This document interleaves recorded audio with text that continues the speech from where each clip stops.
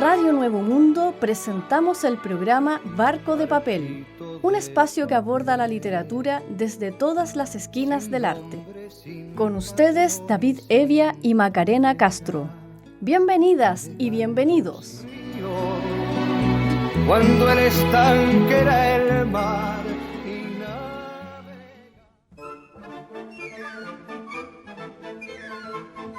Amigas y amigos de Radio Nuevo Mundo, reciban ustedes un cordial saludo. Damos comienzo aquí a un nuevo capítulo de Barco de Papel. La ruta de hoy nos hará desembarcar en Augusto Dalmar y los 100 años de su novela Pasión y muerte del cura Deusto. Recorreremos con una musa los textos de la Gaceta Leucade y pasaremos revista a la actualidad literaria. Me acompaña Macarena Castro. ¿Cómo estás, Macarena? Hola David, muy bien, ¿y tú? Aquí estamos contentos de retomar el hilo de Barco de Papel por Radio Nuevo Mundo, y no lo hacemos desde cualquier lugar, ¿verdad? Claro, estamos en la casa del escritor. Un sitio emblemático, monumento histórico, declarado por el Estado de Chile. Augusto Jorge Gemine Thompson, más conocido como Augusto Dalmar, fue uno de los escritores chilenos más importantes de la literatura nacional y considerado como un poeta destacado de su tiempo. Nació el 23 de abril de 1882 en el seno de una familia con recursos, pues su madre, Manuela Thompson Cross, era descendiente de una familia sueca aristocrática y su padre, Auguste Gemine, fue un hábil navegante francés. Sin embargo, a los 10 años de edad, Dalmar sufre la pérdida de su progenitora, siendo esto determinante en el camino literario y en su vida. Por este motivo, su cuidado personal queda en las manos de sus dos hermanas, Elena y Estela González Thompson. En 1898 ingresa al Seminario Conciliar de los Ángeles Custodios. No obstante, al año siguiente deja los estudios para dedicar su vida a las letras. En 1899 ingresó como periodista en el periódico La Tarde, y en el diario La Ley escribió su primera publicación, titulada La Tía, para después, en el año 1900, asumir como redactor en la revista Luz y Sombra, fundada por Arturo Melosi el 24 de marzo del mismo año. Allí crea la sección Los 21, cuyo espacio literario consistió en la monografía de autores chilenos, mismo gesto que replicaría en 1948, pero en este caso enfocándose en escritores de la literatura universal, tales como Víctor León Tolstoy, Edgar Allan Poe, Charles Dickens, Máximo Gorki y otros. Uno de los aspectos más relevantes del lenguaje escrito de Dalmar es la evidente vinculación al naturalismo. En este sentido, algunos ejemplos más claros dentro de su literatura son la novela titulada La Lucero de 1902, que más adelante vamos a conocer como Juana Lucero. Aquí se retrata en detalle la vida santiaguina del barrio Yungay, bajo la línea estilística de Émile Zola. Este libro le significó en 1904 fundar la colonia tolstoyana junto a Fernando Santibán, escritor chileno y Premio Nacional de Literatura, y Julio Ortiz de Zárate, pintor y escultor chileno muy destacado. En este espacio ligado a las artes se presentaban muchos escultores, escritores y pintores, quienes eran encargados de difundir las principales ideas modernistas de la época y los primeros atisbos de la vanguardia del siglo XX. Posteriormente, gracias a los círculos literarios y políticos que frecuentó, se convirtió en redactor de El Mercurio, para luego asumir como secretario del ministro de Relaciones Exteriores Federico Puga, el cual en 1907 lo designó como cónsul de la India. Igualmente, desempeñó esa función en Perú durante los años 1909 y 1915. Ya con su vida muy lejos de Chile, es designado como corresponsal de guerra para el diario La Nación de Buenos Aires y La Unión de Santiago en el primer conflicto bélico mundial, el de 1914 a 1918. Una vez terminada su labor periodística, vivió en España, donde desempeñó la función de traductor, conferenciante y periodista. En dicho lugar, publicó Nirvana, Viajes al Medio Oriente, Mi Otro Yo y una de sus novelas celebradas por la crítica literaria, Pasión y Muerte, del cura Deusto. Con respecto a esta novela, dividida en 3 actos, Albus, Rubrus y Violaceus, se publicó en 1924 y fue escrita entre los meses de enero y septiembre de 1920.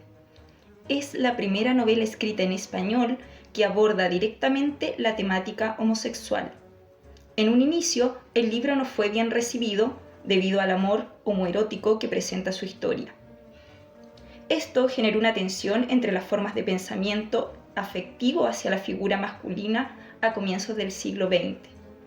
A raíz de las cartas que escribió Dalmar a Hernán Díaz Arrieta, Alón, uno de los críticos literarios chilenos más influyentes de la historia, se plantea que su novela es una confesión muy discreta hacia su homosexualidad, ya que la concepción del texto sobre el deseo homoerótico y el amor elevado es visto desde una perspectiva positiva, vale decir, se aborda desde el sentido de la experiencia del sujeto.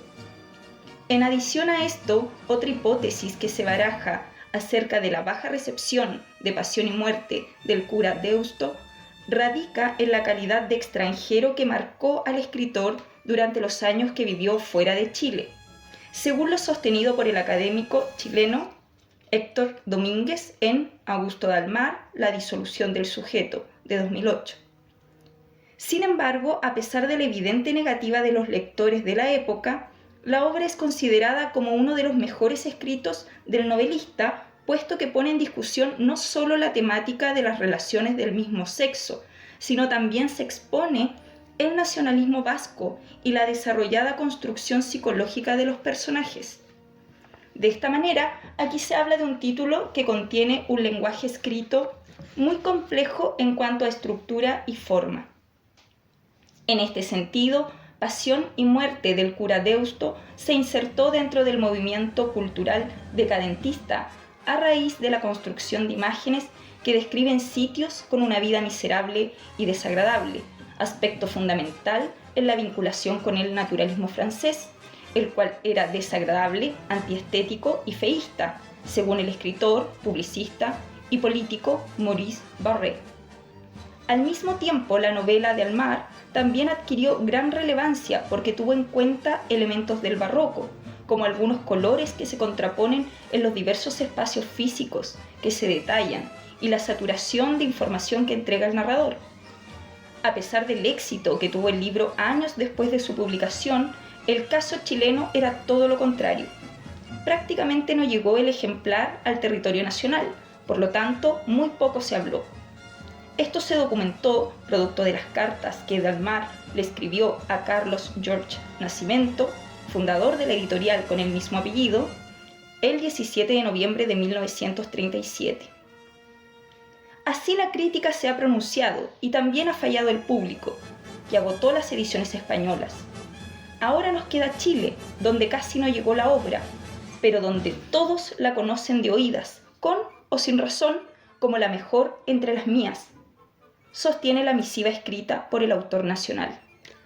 La novela gira en torno a Ignacio Deusto, su protagonista, quien es el nuevo cura párroco de la iglesia de La Palma, ubicada en Sevilla, España. Mientras asume con mucha dedicación y devoción la función religiosa al que fue asignado, su amigo decidió abandonar el seminario, situado en Algorta, con la finalidad de establecer formalmente un vínculo marital con la hermana de Deusto. En este movido escape, el amigo de Deusto se lleva a su nodriza a las tierras de Sevilla. Sin embargo, las circunstancias para el protagonista dan un vuelco profundo, puesto que conoce a Pedro Miguel, alias Aceitunita, quien era un menor gitano huérfano y cantor sacro en el coro de la catedral. El cura decide convertirse en una suerte de mentor para que el niño pudiera ganarse la vida cantando y asegurar un futuro educacional próspero a pesar de todas aquellas adversidades. No obstante, con el transcurso del tiempo, Aceitunita se convirtió en una persona atractiva que frecuentó espacios artísticos alejándose de Deusto. Esto en la historia marca un punto de inflexión, dado que significaba la emancipación y el divorcio del cura hacia Pedro Miguel. En la última escena, todo se acaba cuando Deusto acompaña a Aceitunita a una estación de trenes con dirección a la ciudad de Madrid, sin retorno a Sevilla. Una vez que partió el viaje, Deusto, tremendamente acongojado por todo lo sucedido, decide no oír el tren, que lo arrolló para luego fallecer. Por este motivo, se le considera a la novela como pionera en desarrollar contenidos, los cuales no eran explotados en Hispanoamérica desde una sensibilidad estética y, sin embargo, no bien recibida dentro de los sitios conservadores de la sociedad. Fuertemente negada por la crítica, sostuvo Juan Pablo Sutherland en A Corazón Abierto, Geografía Literaria de la Homosexualidad en Chile, de 2002. A pesar de la crítica dividida que carga la obra actualmente, la delicadeza humana, las temáticas universales como el amor y su trascendencia en el lenguaje español son claves para abordar su vigencia. Con claridad se reflejó en 2017 cuando la editorial Amistades Particulares reeditó en España la novela con un prólogo de Carnos Sanrumé. Vamos a la música en Barco de Papel.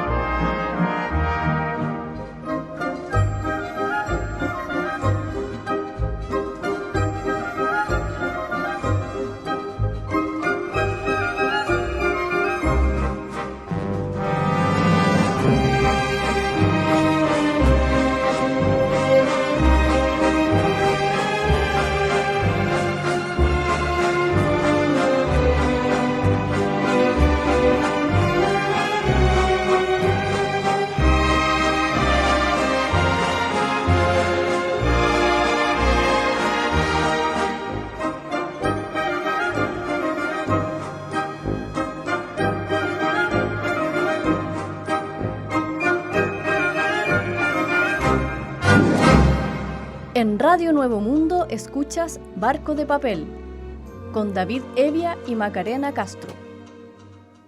En Barco de Papel, por Radio Nuevo Mundo, estamos presentando el programa dedicado a Augusto Dalmar y los 100 años de su novela Pasión y muerte del cura Deusto. Uno de los aspectos más relevantes que convierte a Pasión y muerte del cura Deusto en uno de los títulos bien aceptados en la crítica literaria actual es una referencia al nacionalismo vasco, a partir de un narrador que relata de forma descriptiva algunos lugares físicos de Sevilla, como también reflexiones sobre formas de gobernanza política y económica que se mencionan en torno a algunos personajes. En el libro esto se presenta gracias a dos elementos. El primero, a un catolicismo que siempre impera sobre los personajes y de este modo configura una forma de vida dentro de Sevilla. En este sentido, la novela es categórica en mostrar que las conductas religiosas forjan un orden en la estructura del pensamiento dentro de la sociedad y por ende a la revelación de escalas morales y éticas que dan funcionamiento al individuo, las cuales, si no se aceptan, significa una degradación severa, no solo para él, sino también un retroceso y un peligro para las bases de un territorio. De este modo, la salvación y rectitud del sujeto se alcanza siguiendo las posturas conservadoras católicas. Aquello se manifiesta en el siguiente fragmento de la novela.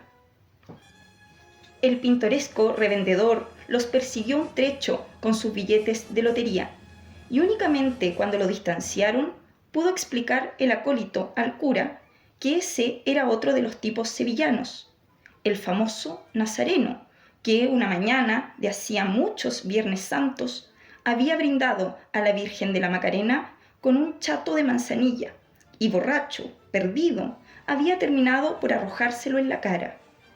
Desde entonces, como desagravio y penitencia, figuraba todos los años en la procesión, llevando a cuestas una pesada cruz. Pero desde entonces también tenía las manos como santificadas, y por ellas había pasado 2 veces el premio de Navidad, derrochando fortuna en los barrios bajos. La pasión y muerte del cura Deusto también cuenta con un segundo elemento, el cual tiene gran vinculación con una reflexión política y económica sobre las jerarquías feudales que se presentan en Sevilla y Algorta, aspectos que resultan importantes en el estudio del nacionalismo vasco en la novela de Dalmar. De acuerdo con todo esto, el narrador menciona al pueblo vasco como un individuo autónomo que mantiene algunas diferencias hacia los otros estados españoles, desde el lenguaje escrito hasta la manera de concebir las relaciones de poder entre el feudalismo y el sujeto. En efecto, existe una construcción muy sensible de un espacio físico, cuyo sitio emerge desde una diferencia identitaria, y esto se presenta gracias a un lenguaje que siempre referencia a un eterno retorno, que ante todo es diferenciante sobre otros territorios identitarios de España. En definitiva, lo que retorna es siempre lo que difiere, dice Juan Pablo Esperón en Heidegger, Deleuze y la diferencia. Aportes para pensar la irrupción de la novedad, de 2016. Por este motivo, en la novela, el pasado está manifestado como un recuerdo que siempre deviene sobre los personajes. Es un elemento que marca una clara distinción entre los sujetos y espacios físicos. Aquello aparece en el siguiente fragmento del texto. Deusto enseñaba a Pedro Miguel cómo era esa tal vez la más vieja de Europa, más que todas sus civilizaciones, existiendo ya como un pueblo cuando los demás eran todavía bárbaros y transhumantes. Raíz de los más seculares podía ser su idioma. Ni romanos, ni normandos, ni árabes consiguieron imponerse en aquel territorio de riscos y selvas. Sobre esos cuantos pelotaris, bailarines o matuteros que desdeñaban entre ellos mismos los títulos y no aceptaban feudales, y mucho después que España había absorbido los regionalismos, intactos se conservaban sus fueros. En la novela, el narrador es aún más claro con esta distinción entre el pueblo vasco y los demás estados españoles. A través de la descripción sobre algunos personajes del texto, en este caso la nodriza, es posible identificar con mucha claridad la creación de un arquetipo, un individuo en su dimensión física que manifiesta una diferencia sobre los otros.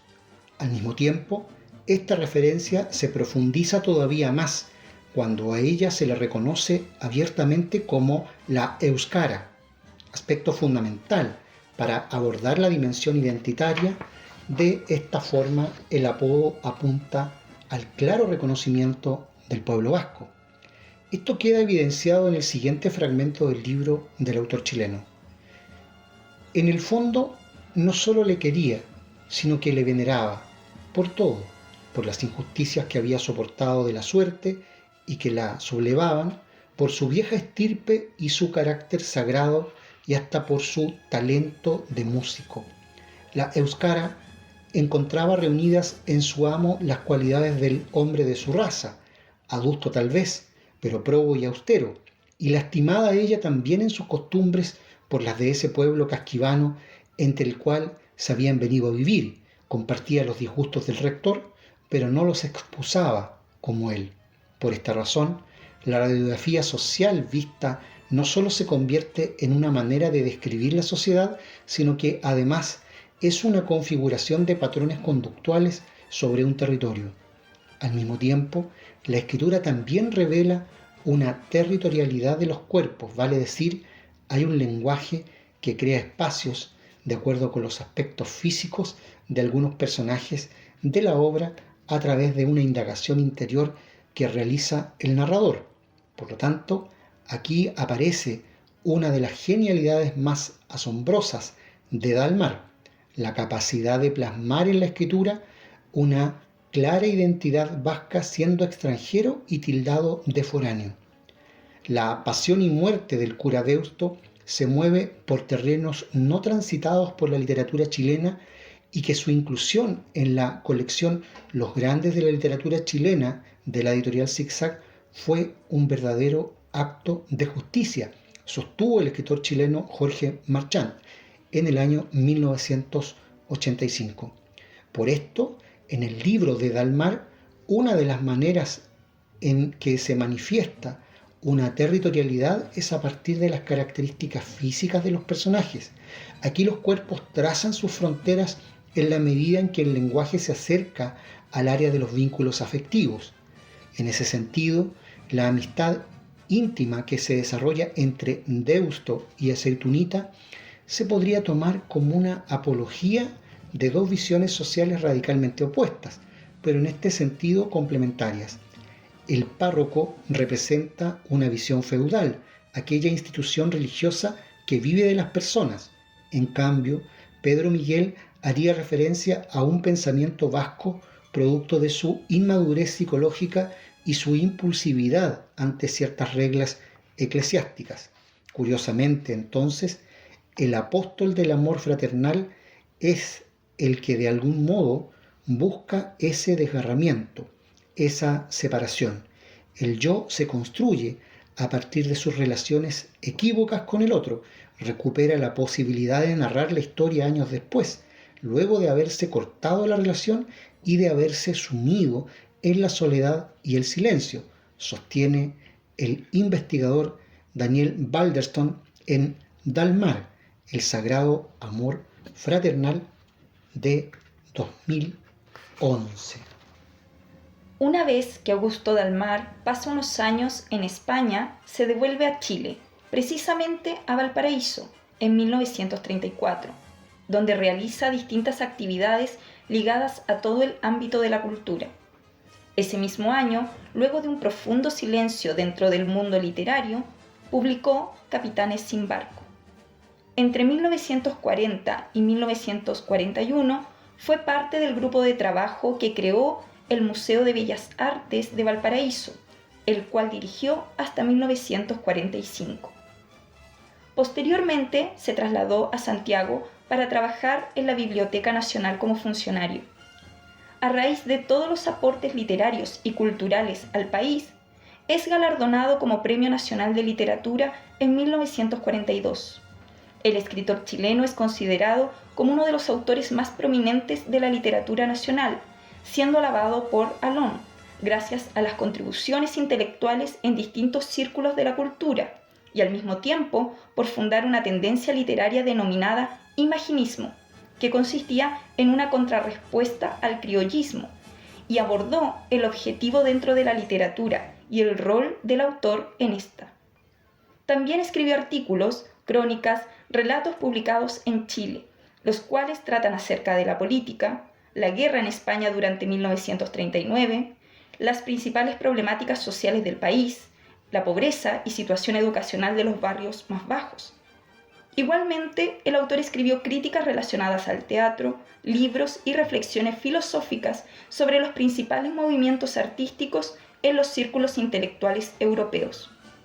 En su haber literario tiene las siguientes publicaciones: Vía Crucis, de 1906, La sombra del humo en el espejo, de 1918, Nirvana, del mismo año, Pasión y muerte del cura Deusto, de 1924, Mi otro yo, La doble vida en la India, del mismo año, La mancha de Don Quijote, de 1934, Capitanes sin barco, del 36, entre otras obras reconocidas.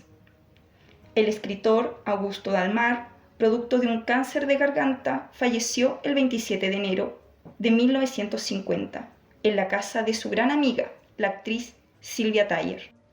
Qué interesante, Macarena, la vida de Augusto Dalmar, incluso más allá de su obra.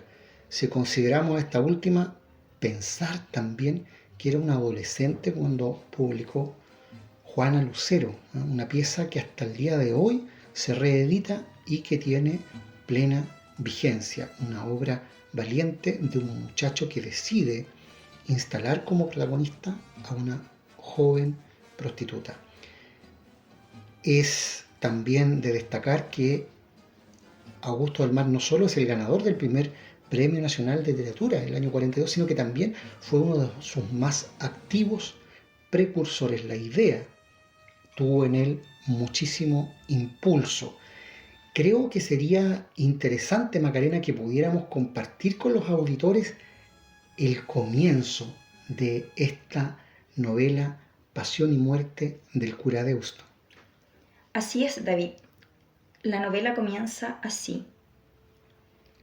Cuando los dos sacerdotes asomaron a la plaza, los monaguillos que jugaban levantaron la cabeza para mirarlos, y reconociendo al provisor del arzobispado, se preguntaron quién podría ser el personaje eclesiástico que éste se había dignado a conducir hasta el pórtico del palacio. Era un joven que parecía más alto y más cenceño en su enjuta sotana negra. Los ojos, profundamente encajados en las órbitas, diferían en todo de los decidores ojos andaluces, y aun sin conocer a todos los tonsurados de la diócesis, desde el cardenal arzobispo hasta el último subdiácono del seminario, los muchachos habrían adivinado que se trataba de un extranjero, de un albarrán, como todavía se dice por ahí, en árabe, nada más que en el embeleso con que abrazaba la masa del templo enfrente de ellos y sobre todo la esbelta forma de alminar. «¡Pedro Miguel!», llamó el señor provisor con una voz súbitamente dulcificada, y cuando del corrillo de niños de coro se destacó el que parecía mayor de todos, los otros se dieron con el codo y rieron socapa entre ellos. «¡Pedro Miguel!», repitió el provisor en el mismo tono en falsete y evitando morar al rapaz, cuyos ojos, doblemente azules en la cara atezada, le afrontaban cándidamente impávidos. «Tú, que conoces como nadie la ciudad, a ver si llevas al señor cura hasta San Juan de la Palma». Es la bella pluma de Augusto Dalmar, quien es el tema de nuestro programa de hoy. Vamos a la música en Barco de Papel.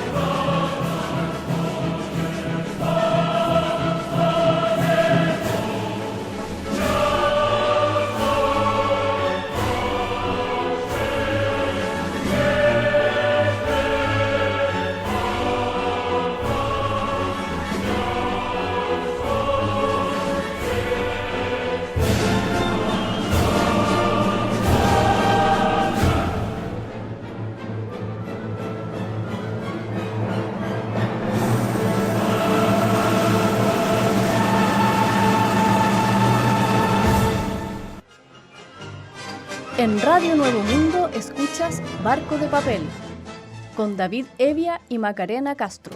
Y en esta parte de nuestro programa, Macarena, en Barco de Papel, incluimos la nueva sección Letras en la SECH. ¿Sabes quién estuvo este verano de visita en Chile y dio un recital en la SECH? ¿Quién, David? Waldo Rojas, el gran poeta chileno. Hablemos un poco de su vida entonces. Nacido en Concepción el 22 de agosto de 1944, Waldo Rojas es poeta, ensayista y profesor universitario. Asistió al Instituto Nacional entre 1954 y 1962 y fue director de la Academia de Letras. Más tarde estudió en la Casa de Bello, donde ejerció como traductor, redactor y crítico literario del Boletín de la Universidad de Chile.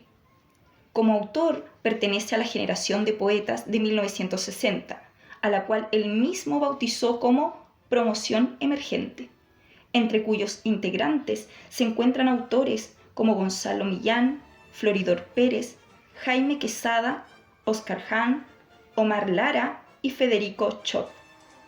Entre sus libros de poesía se cuentan Agua Removida, de 1964, Pájaro en Tierra, de 1966, Príncipe de Naipes, del mismo año, Cielo Raso, de 1971, El Puente Oculto, de 1981, Almenara, de 1985, Fuente Itálica, del 90, la antología Poesía Continua, del 95 y Deber de Urbanidad, de 2001. Un grande de las letras chilenas, Waldo Rojas, con quien tuvimos la posibilidad, además de escucharlo, de conversar unos minutos y que obsequiara a Barco de Papel con la lectura en primera persona de uno de sus poemas más emblemáticos. Buenas tardes, valga un saludo a mi parte a todos vuestros auditores del Barco de Papel, ¿verdad? Y el placer de encontrarme de nuevo aquí en Chile forma parte también de estas palabras que puedo dirigirles. Muchas gracias, Waldo. Tú has dicho que toda la poesía cabe en un poema. Hay una vigencia de esa reflexión tuya y también de tu poesía. ¿Qué sientes tú al reencontrarte con tu casa, con la casa del escritor, con la SECH, con el lector chileno? Bueno, hay dos sentimientos, si puedo emplear la palabra sentimiento en este caso.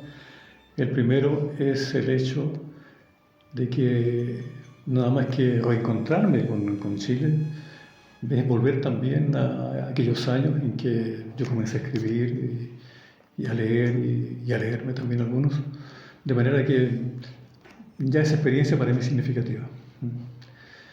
Y en segundo lugar está el hecho de que yo nunca rompí realmente con la cultura chilena. Así es. Mantuve contactos a través de la correspondencia habitual en esos años y también con actividades intelectuales relativas a la cultura chilena de todo orden, no solamente poética. En fin, una actividad permanente en que el país está siempre presente. Este país cuesta mucho sacárselo de encima. Waldo, quisiéramos pedirte que compartieras con los auditores de Barco de Papel uno de tus poemas. Con mucho gusto. Bueno, hay un texto que yo suelo leer con placer, que es Moscas.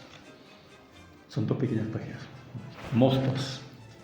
Vivíamos la tarde de un domingo abrumador. Era verano en el hemisferio que pisábamos, según el orden de los astros. Enredados en el ocio, paseábamos de silla en silla a tropezones. Era verano por la tarde y el resto del cuadro lo ponían las moscas. Había un universo disperso por la pieza, botellas vacías, hojas de algún diario, un plumero impotente entregado al polvo y, bostezando hasta quejarse, ardía el aire por los 4 costados. No hay peor poema que el que no se escribe, me dije callado, gritándome al oído, y lo único real, consistente en sí mismo, eran las moscas. muchas moscas, torpes moscas cayéndonos encima en arribos sucesivos y despegues. Ardía el aire por los 4 costados y nos sobraba un par de brazos. Estaban de más las piernas y todo el cuerpo era lujo inútil, artículo suntuario adquirido a la fuerza en virtud de la artimaña de un hábil vendedor. Saltimbanquis del aire, trapecistas, migajas de un gran demonio pulverizado, esas tiernas, sucias moscas, diminutos ídolos del asco universal. No habíamos sobrevivido a nuestra fábula feroz. Un joven matrimonio derretido sobre el suelo, melaza pura a merced de un día de verano, a merced de la estrategia de las moscas. Y era domingo, como 100 veces más fue domingo en los veranos desde aquel día, y desde cada día en que el sol encendía el aire y un zumbido tañía en los vidrios y crecía una inquietud por todas partes. Algo que desde afuera penetraba, un cierto líquido agresivo, un licor cáustico que diluía la carne o la memoria, algo que le pasaba al tiempo, no nos tenía conformes. ¿Quién detiene el cauce de las cosas y los hechos en este punto, como un puente que se desploma, mientras pasa el día mutilado, arrastrando los miembros trabajosamente? No hay poema que el que no se escribe, me dije. Entre tanto, la poesía rescataba sus heridos, de los dientes para adentro, de los ojos para afuera. Lo único real eran las moscas. Lo único real eran las moscas. Waldo Rojas, te queremos dar la bienvenida a Chile, a tu casa, la casa del escritor, y agradecer tu aporte a la literatura. A todos ustedes, de mi parte. Era el poeta chileno Waldo Rojas en nuestra sección Letras en la Sech por Barco de Papel. Decíamos, Macarena, al comienzo de esta emisión que era el regreso de Barco de Papel a Radio Nuevo Mundo, pero no solo regresa Barco de Papel, ¿verdad? Así es, también regresa después de 1 año y medio de pausa nuestra Gaceta Leucade. Un primer número en una segunda época entonces de la Gaceta Leucade, que tiene algunas novedades en el formato. Sigue siendo en tamaño tabloide y esta publicación ahora es mensual en lugar de quincenal, pero va impresa por ambas carillas. Por lo tanto, en la sección de puño y letra va un verdadero documento con el que puede el lector enriquecer su acervo sobre algún tema en particular. Y en esta oportunidad va excepcionalmente un artículo único, muy extenso en primera página, pero parece que merecía el espacio. Es el materialismo dialéctico a la luz de la física cuántica y la relatividad, que actualiza las principales ideas aportadas por Marx y otros pensadores revolucionarios a raíz de la evidencia que en el último siglo expresa la comunidad científica y en particular la física cuántica, como señalábamos, y la teoría de la relatividad de Einstein. A propósito y vinculado con ese tema, va en la segunda página, en puño y letra, un artículo del gran físico ruso Boris Hessen, que fue justamente uno de los primeros físicos rusos de la época en adscribir a las teorías de la física cuántica por una parte y de la relatividad por otra, mientras en Alemania estaban quemando las obras de Albert Einstein, hay que recordarlo. Entonces, bueno, ahí va un artículo de él muy interesante que marcó época en un congreso internacional de ciencia en Londres, donde él se refirió a la física de Isaac Newton, pero en el marco del contexto social en que se produce. Fue muy interesante para los físicos que asistieron en esa oportunidad. y en plástica, Macarena, ¿qué tiene la Gaceta? Una obra de Rubens. Es la Educación de María de Medici, un clásico de la pintura de este gran artista plástico.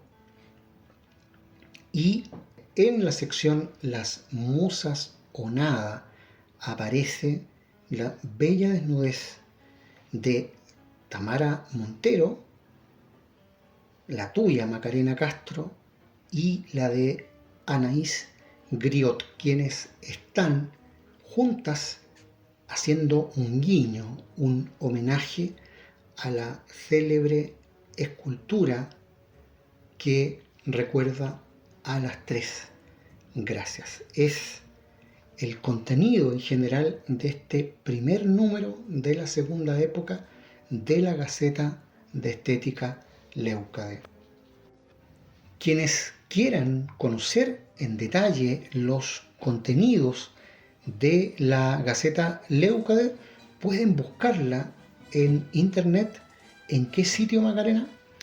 En el blog llamado leucadesegundaepoca.blogspot.com. Así de sencillo. Despedimos esta nueva emisión de Barco de Papel, producido por el equipo editorial de la Gaceta Leucade. En la investigación, Leonardo López. En la edición, Cristian Castro. Y en los micrófonos, Macarena Castro y David Evia. Nuestra ruta volverá a estar al aire la próxima semana. Muchas gracias y hasta entonces. Hasta pronto. En Radio Nuevo Mundo finaliza el programa Barco de Papel, un espacio que aborda la literatura desde todas las esquinas del arte. Nos encontramos en una nueva edición. Hasta pronto. Cuando el canal era un río, cuando